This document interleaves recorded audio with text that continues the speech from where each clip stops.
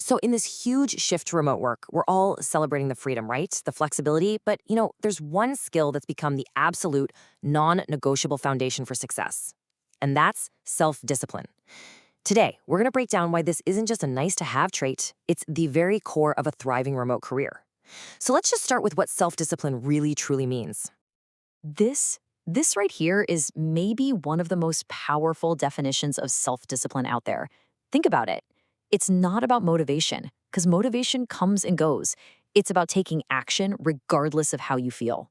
And that right there is the central challenge and honestly the greatest opportunity of working from home. And that brings us perfectly to what we can call the remote work paradox. You know, the dream of working from your couch and your pajamas?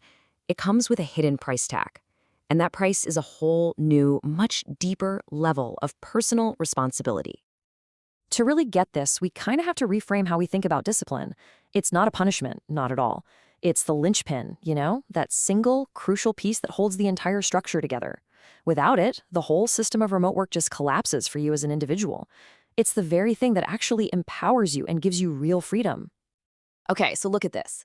This highlights a huge transfer of power. In a traditional office, accountability is mostly external, right? Your manager walks by, your colleagues are right there. That sheer physical presence keeps you on task. But when you work remotely, that entire structure is just gone. The responsibility shifts almost entirely inward. Basically, you have to become your own manager. So what happens when that internal manager, calls in sick? Well, this freedom, if it's not managed properly, it becomes a trap. And it's a trap with two very different but equally dangerous sides. Do you ever feel like you're just constantly fighting for focus at home? Yeah, you are definitely not alone. Research shows that a staggering 45.5% of remote workers point to distraction as a major downside of their whole setup. That's nearly half of us struggling with the exact same core issue. And what are those distractions? Well, they're everywhere. They're woven right into the fabric of our home lives. It could be family members who think that since you're home, you're always available. Or maybe it's that pile of laundry that's just staring you down. And of course, there's the infinite scroll of social media, just a single click away. It is so easy to fall into what some researchers call a YouTube black hole. And this right here, this reveals the core paradox of remote work. Without discipline, you can fall into one of two traps. On one side, there's underworking, procrastinating because you can always just step away, which leads to a massive backlog of work. But on the other side, there's the huge risk of overworking. When the lines between your office and your living room completely blur, it becomes so hard to disconnect, leading to longer hours, way more stress, and eventually total burnout. So, okay, if that's the problem, then what's the solution? Well, the answer really lies in understanding the psychology behind what makes self-discipline so powerful. It's not just about willpower. It's about building this powerful mental engine for yourself. What's so fascinating is how this all works. It's a positive feedback loop. See, it starts with self-control, that little act of resisting a distraction. When you successfully do that and you finish a task, it builds your self-efficacy, which is really just a fancy way of saying it builds your confidence in your own ability to get things done. And that new confidence makes you more willing to put in the effort, which directly improves your performance. So every small win builds the confidence you need for the next one. It's a cycle. And while this whole process is internal, it doesn't happen in a vacuum. In fact, research shows that having support from your company, your boss, and even your family acts like a supercharger.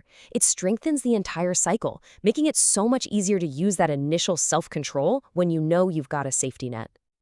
Okay, so that's the psychology. Now, let's get practical. This section is your actionable toolkit. These are concrete strategies you can start using, like today, to build that discipline muscle. First things first, the foundation of discipline is structure. Think of these as the guardrails for your workday. A consistent morning routine signals to your brain that it's time to focus. A dedicated workspace creates a super important physical boundary. And sticking to a fixed schedule, that doesn't just stop procrastination, it also protects you from burnout by giving you a clear end time. These really aren't just suggestions, they're the non-negotiable fundamentals. Next up, you have to actively manage your day. You gotta take control. Start by setting clear, realistic goals. Don't try to boil the ocean here. Then use a proven technique like the Pomodoro method, where you work in these focused 25-minute sprints to maintain intensity.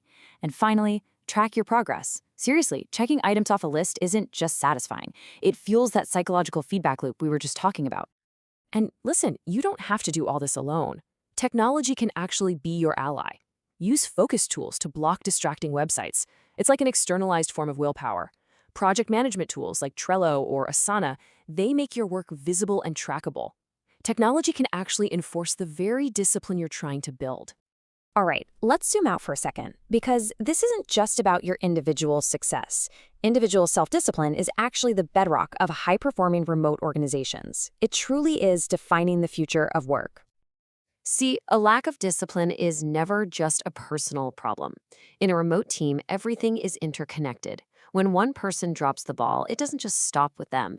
It creates this massive snowball effect, delaying entire projects, frustrating colleagues, and slowly but surely eroding the trust that holds a remote team together. And if you want proof, just look at the pioneers. A company like GitLab is all remote by design. Their entire system of asynchronous work, which just means people aren't expected to be online at the same time, it only functions because it's built on a foundation of extreme individual accountability and self-motivation. It has to be. Or take Automatic, the company behind WordPress.com. Just look at what they hire for. Autonomous, independent, self-motivated. They aren't just hoping their employees have discipline, they're actively selecting for it. It's a core cultural value, which proves that the most successful remote companies see this trait as a prerequisite for even getting in the door. So that leaves us with a final thought to chew on. We often think of discipline as a restriction, right? But in the world of remote work, maybe we need to see it differently.